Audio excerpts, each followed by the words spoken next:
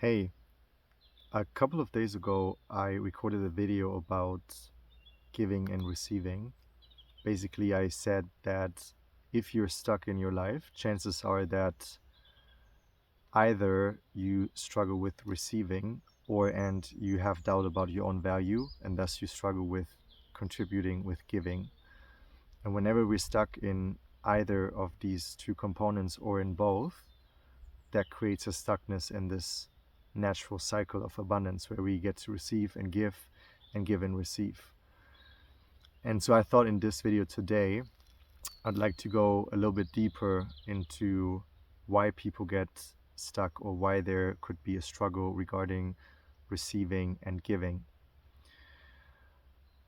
I tend to quickly jump right into the deep end. So I like to talk about very personal, very deep things.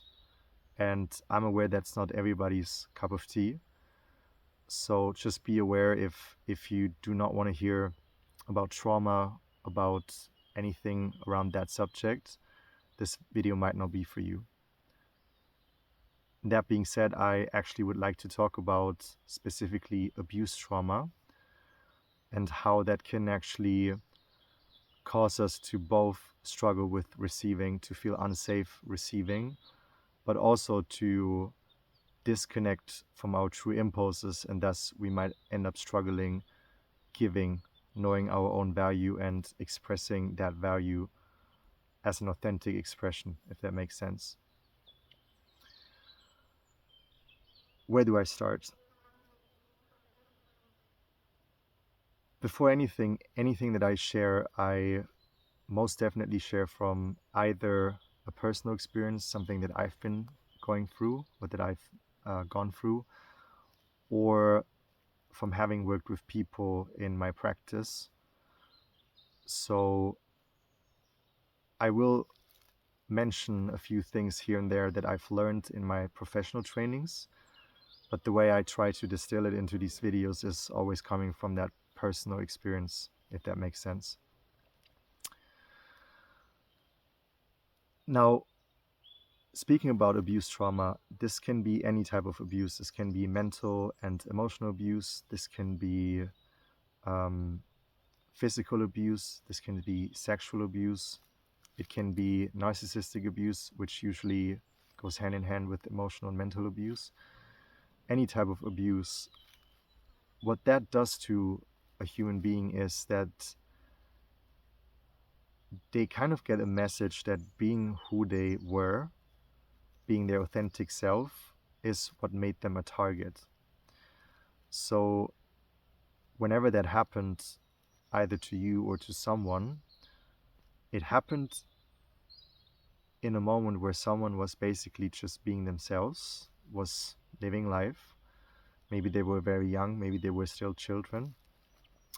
And suddenly there's this abuse. And so the message that is kind of internalized is, oh, if I'm being me, if I'm being myself, that will make me a target, that will lead to abuse.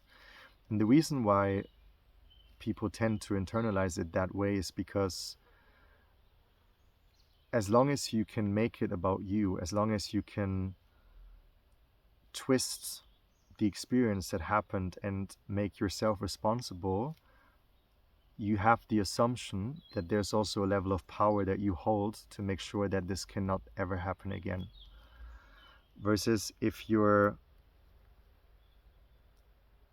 really see it for what it was, which is that you were a victim, that you were abused, and there was nothing that you could do, that is, especially for a young psyche, very, very difficult to contain, if not impossible, which is why usually when we get abused or when people get abused, they have to disconnect from that experience in order to cope. That's why it's called trauma.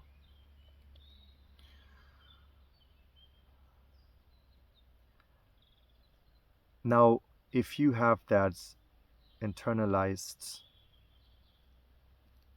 belief that it was, quote, your fault, your responsibility, or something about you that made you a target, that gives you control.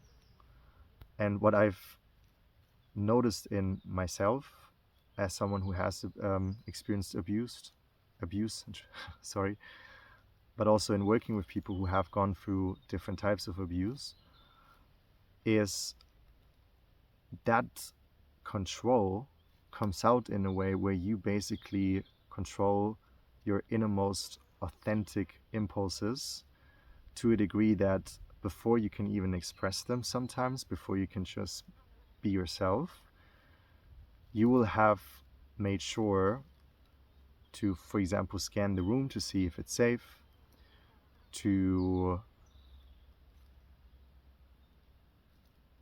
debate within yourself whether you're actually going to be welcomed expressing whatever it is that you want to express. But it's all happening so quickly and so subconsciously that you might not be even aware of the fact that this is what you're doing. So what does this mean? Let's be more specific. It means some people at this stage, if they have gone through abuse, they are not even aware of their authentic self yet. They're not aware of their authentic impulses because before they can even come out and be expressed, something in them takes over and makes sure that these impulses get redirected, if not suppressed. And why do we do that? To go back to what I said earlier, this is a way to control that we can't be targeted again. This is a way to control that your authenticity in its purest form and essence cannot attract another type of abuse. And that's why you learn to either suppress or redirect your authenticity so that you can live under this, I want to say illusion, but it's real in the sense that this is a real coping mechanism that people have. I know this because I've had it myself too. You can keep living under this assumption that you are in control, that you get to control your own expression, your own authenticity, so that this type of abuse cannot happen to you again.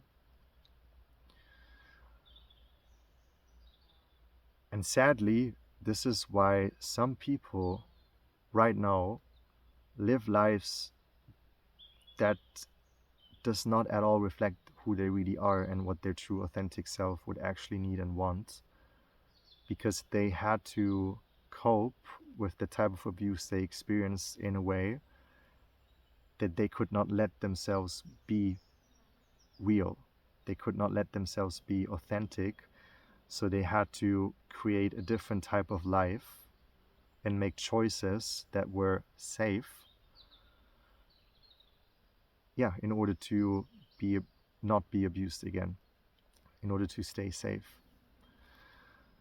And some people even go as far as creating a whole career or a family or an entire lifestyle based on the fact that they're coping with abuse and that they're not aware of. And that's because the sheer powerlessness and the pain and the terror and also the rage that you will have gone through during your moment of abuse, if that is something you experienced, it can feel as if it's too much to contain and to process.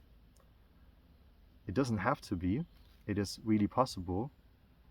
But for someone who might have never done any type of inner work, who might have never had people supporting them to actually go there and express these raw emotions, this might almost feel like out of reach, to a point where they might not want to go there because they don't feel safe to do this kind of work.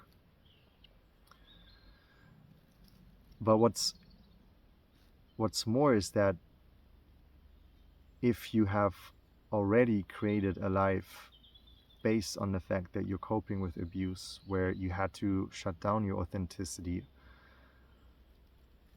what this means is that the minute you start to actually work with that type of abuse that you might have experienced, and you start bringing those deeper, raw emotions, you start to bring them to the surface, you express them, you process them,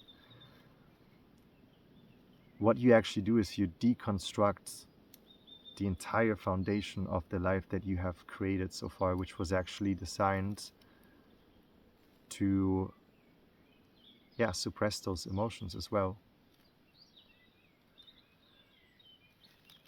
And when you realize that you might have said yes to situations, to people, to opportunities, and that were not coming from your authentic self, and when you realize that you have created a life, or certain parts of your life, let's say,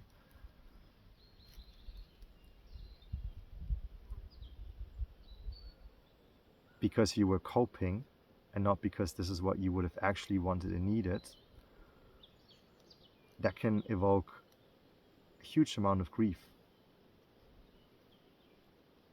The grief of having lost yourself, having maybe also betrayed yourself, but not knowingly, of course, of having been betrayed by other people.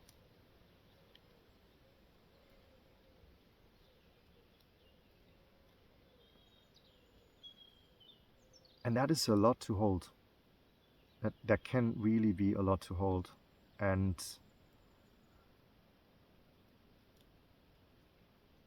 yeah, very complex, multifaceted. As in, this is not something you solve in in one therapeutic session or in one coaching call or something. This is something that, some people take lifetimes to work through. Some people take years. I myself I had my first ever therapeutic session in 2013. So that's 13 years ago. I switched to body-oriented psychotherapy in 2015, I think. Yes. And then I studied body-oriented psychotherapy myself to become a therapist in 2016. And then I added other tools. I started studying energy healing in 2017. 2018, I learned another modality, and so forth. And then I also opened my practice in 2018. But what I want to say is that up to this day, I'm still working with some parts of the aftermath of certain abuse that I have experienced. And that's basically 13 years after I had my first therapeutic session.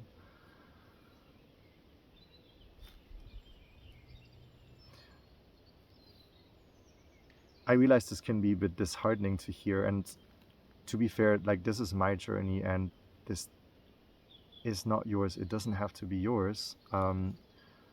It could be that, you're much quicker if that's your goal or intention, but I think I would like to take out and take away this kind of need for speed when it comes to healing, because that's actually, it's very self-destructive to think in those terms where you're like, oh damn, I have this thing that I need to work through and I want to be done in 2 years or in 3 years or next year by summer. And also, I'd like to link this to a bigger picture here, which is like, or people, humankind has been very suppressed for centuries, emotionally suppressed. This is why we're having like all this transgenerational trauma that we're dealing with today.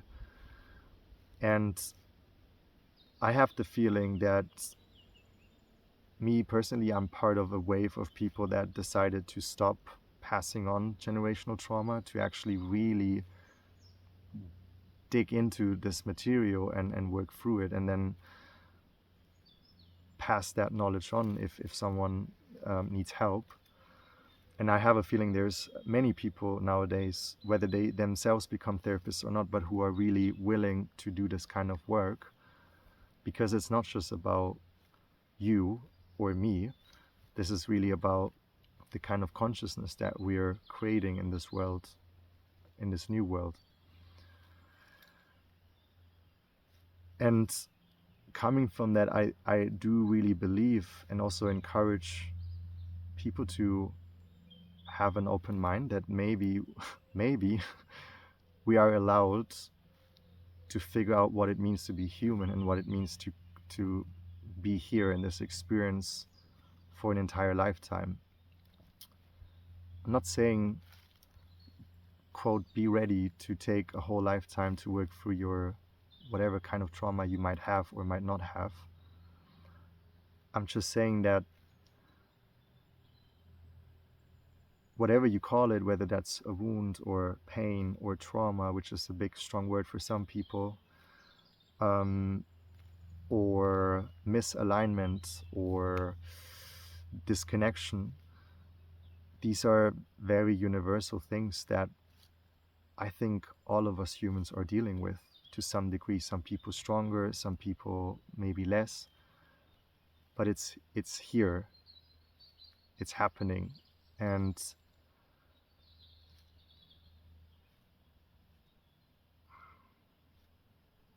I would like to open up people to the idea that it's not so much about how fast and how quickly, quote, you get to heal. It's more about embracing life and the gift of life, and knowing that you are loved and that your expression and whoever you are right now in this moment is enough, and that you're worthy to be in this life, and that there are certain opportunities and invitations from life, and maybe from your own higher self, from your own spirit, if you believe in that, to go deeper into life, to go deeper into this human experience, to learn much more about the depth that this human experience holds, and the amount of love that is here. And to open up to that. And that's another thing, coming back to the initial topic about giving and receiving. Like I said, if we spend our life coping with the facts, or coping by suppressing ourselves, and there's nothing wrong with that, by the way, because this is your way of keeping yourself safe.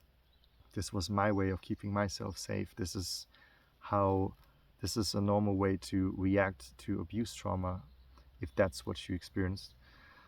But if you do that to yourself, it's much harder to actually receive, because again, chances are you're denying yourself to be your authentic self. You're denying others to really connect with you. You deny, not maliciously, of course, out of survival. You deny yourself from actually sharing your real authentic needs and from letting other people meet you in those needs, because that is exactly where those were the kinds of moments where you might have experienced abuse. So that's the most vulnerable and scary place to go into, which is why you might have so much defense or some defense to even open up to that vulnerability, that something in you can't go there quite yet. And if that's the case, you might find it very difficult to receive. I used to find it very difficult to receive. I thought I was receiving in moments, as in I was cognitively acknowledging, oh yeah, I'm receiving, but my body wasn't allowing me to actually feel that and to really take it in, because it was all armored up.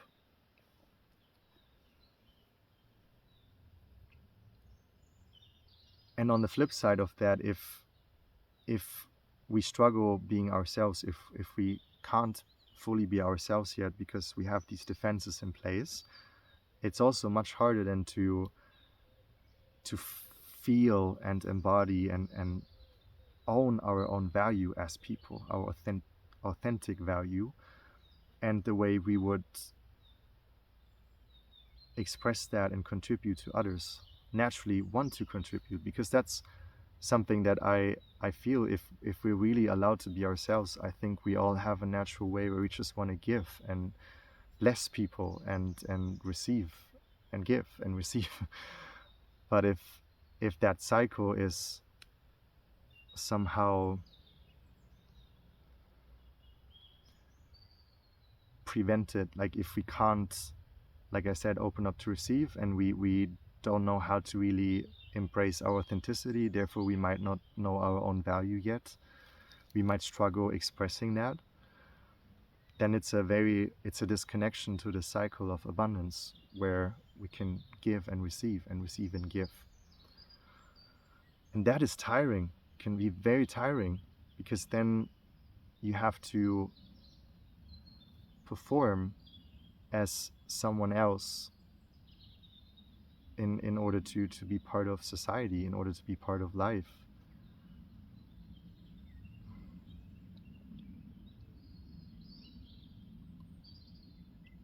And I have a feeling that, or I've experienced this in fact in my practice, this is why people eventually burn out, for lack of better words, or find themselves in a real crisis, because they realize they're completely drained, they don't have that energy, that drive, that motivation to keep doing the same thing.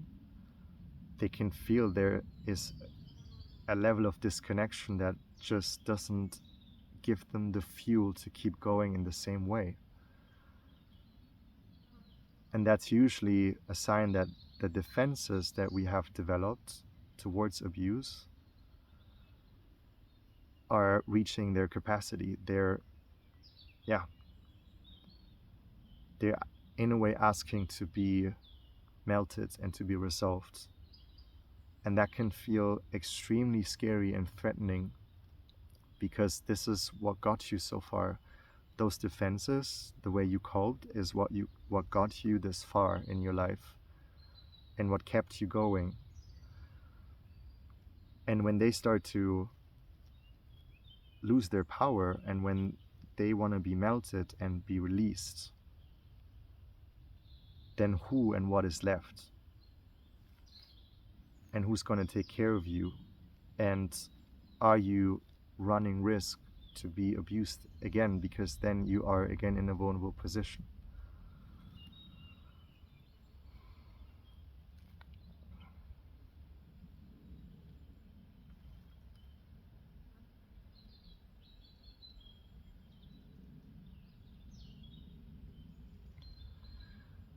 And this is the moment where I feel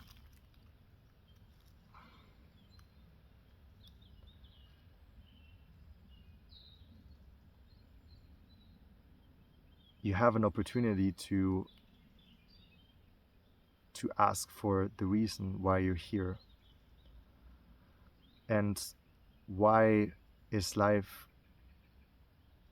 unfolding in a way where you get to this point where suddenly that old way of living doesn't work for you anymore?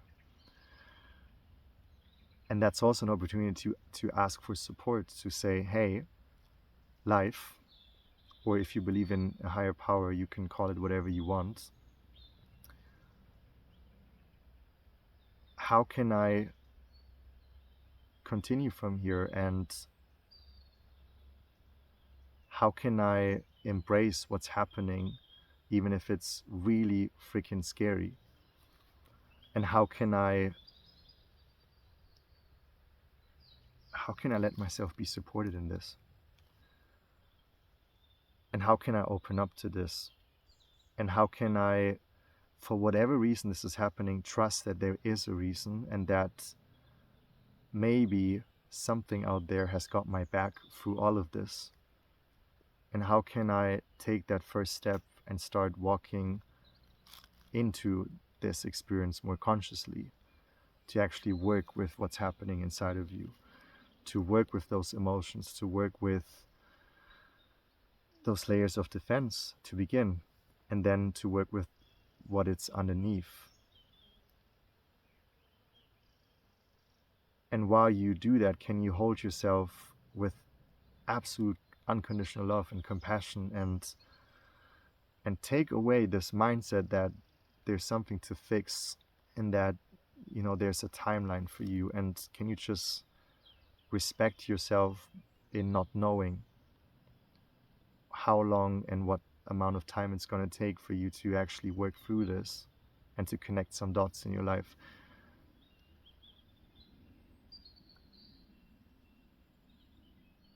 And can you choose to love yourself no matter what?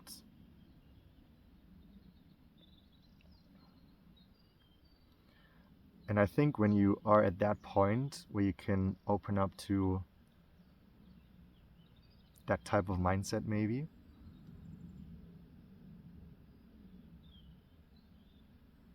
then you've already done a huge step in your own journey.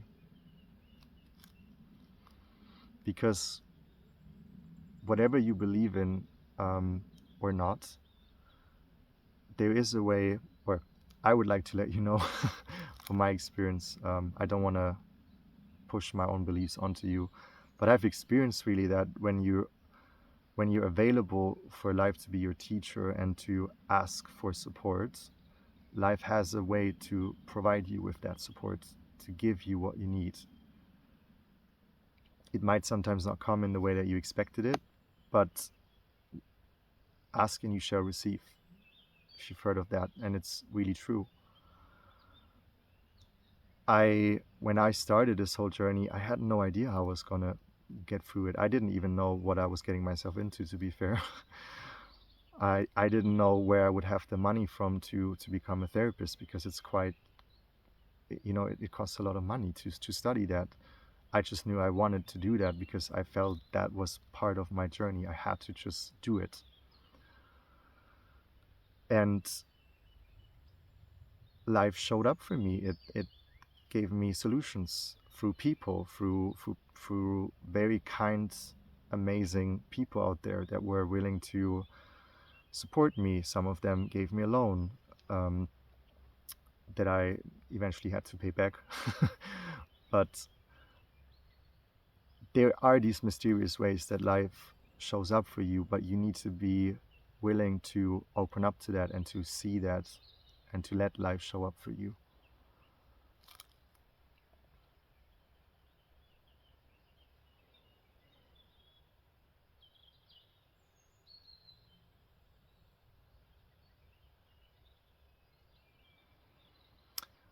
I want to finish this video with some words that I wish bring hope to some people that might be watching this and that might be facing that point in their life, or maybe you're already working with your own trauma, whatever type of trauma you have or don't have. I've been on this journey for a long time, and I've experienced all kinds of abuse in my life, and I was able to work out, I would say, 95%. Just to give you a random number. No, it's not random, but I feel like I've been able to go through all of that over the last 13 years, and I'm still learning nuances and new things, but I feel like I have gotten a full picture of certain things that happened, and I was able to actually go through this process to melt those defenses in me, to open up to these raw emotions and to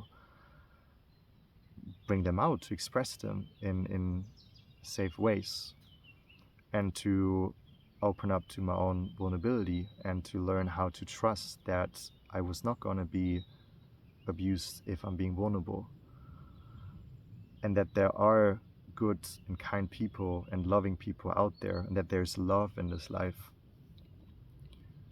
And I'm extremely grateful that I could walk through this journey and actually come home to myself in this way. And I pray for all the people out there that need to hear this message, and for those of you who are hearing this right now, that you give yourself a chance to do the same, to come home to yourself, and to have the courage to change your relationship with this life 180 and to realize that life is amazing and that you still have so much life ahead of you that you get to live, where you can be yourself, where you can feel loved as who you are, where you can bring yourself in the way you want to be creative in the ways that you like to be. And that there's just so many more blessings to come, and that this might just be a beginning. This might be your beginning.